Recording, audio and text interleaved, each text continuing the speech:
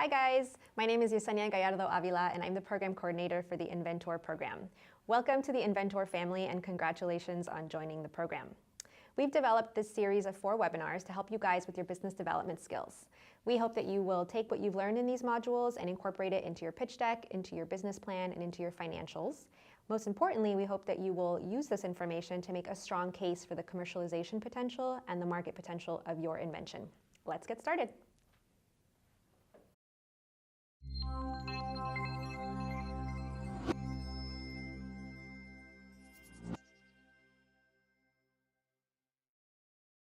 Welcome to Business Development for Innovators, the lecture modules for the Inventor program.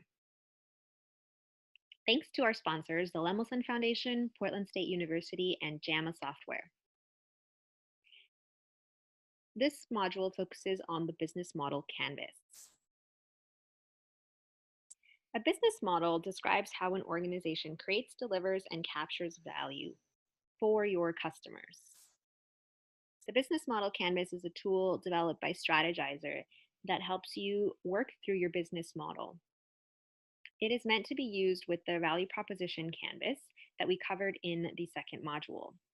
Specifically, the value proposition canvas helps you understand your value proposition and your customer segments. We won't go into too much detail about those, so please take a look at module 2 if you want to learn more. The business model canvas has 8 building blocks. Customer segments that start on the left side, the customer segments, the customer relationships, and the channels, which are the building blocks that create value for the customer. On the left side, we have the building blocks that deliver value, which are the key partnerships, key activities, the key resources.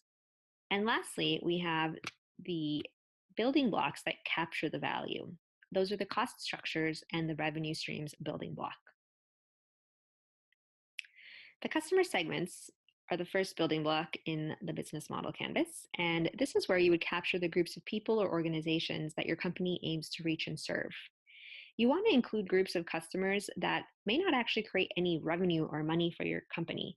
For example, Uber, which has passengers and has also drivers, both are very critical to their business model, but not all of them actually create money. What you want to do is make a conscious decision about who exactly you want to serve or who you want to not serve, and include only those customer segments that A, require a distinct offer, or that have different profitabilities, or that are willing to pay for different aspects of the thing that you offer. Airbnb, for example, has 2 customer segments: the people whose homes are put up on Airbnb to rent, and then the travelers who are looking to book an actual place on Airbnb. In the business model canvas, Airbnb would include both of these customers in the customer segment and only make one business model canvas that captures both of these segments. Unlike the value proposition canvas, where you want to create a separate one for each customer segment, you should include both customer segments in one business model canvas. The second building block are channels.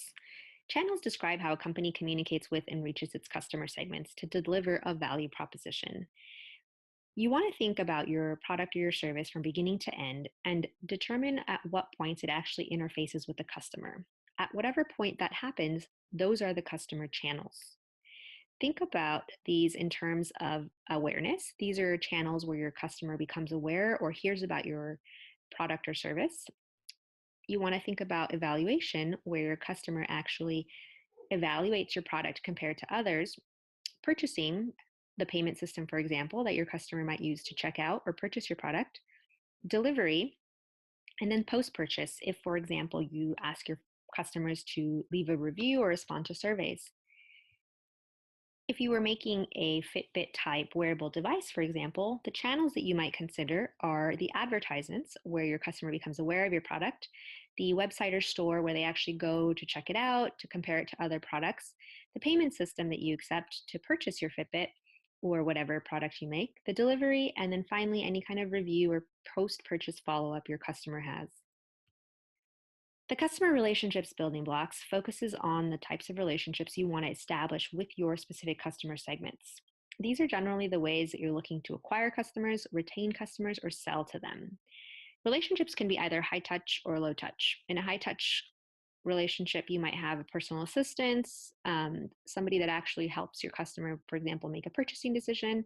You could have a call center where customers call in to ask questions. You might respond to customer inquiries via email, or they could be more low touch and automated. You could have, for example, a chatbot on your website to help customers navigate a purchase, or you might just offer automated checkout.